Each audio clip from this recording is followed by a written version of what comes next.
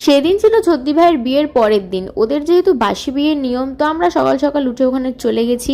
এখানে দেখো বলছিল বরকে নাকি কলা পাতা দিয়ে পেটাতে হয়, কি যা তা, আমরা তো ওটা আর পাইনি, আমরা আর্টিফিশিয়াল পাতা দিয়ে কাজ চালিয়ে নিয়েছি। তারপর বিয়ে থাওয়া মিটলে আমরাও বর বউকে নিয়ে বেরিয়ে পড়লাম। এদিকে বরণ হচ্ছে আর আমরাও গেট ধরে দাঁড়িয়ে পড়েছি টাকা পয়সা পাওয়ার জন্য।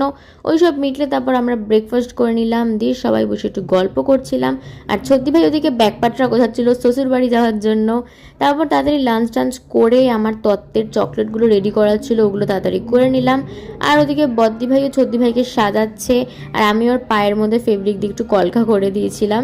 তারপর ও রেডি, আর এখানে বিদায়ের পালা এই ভিডিওর বেশি করিনি, কেননা উদম কান্নাকাটি চলছিল এখানে।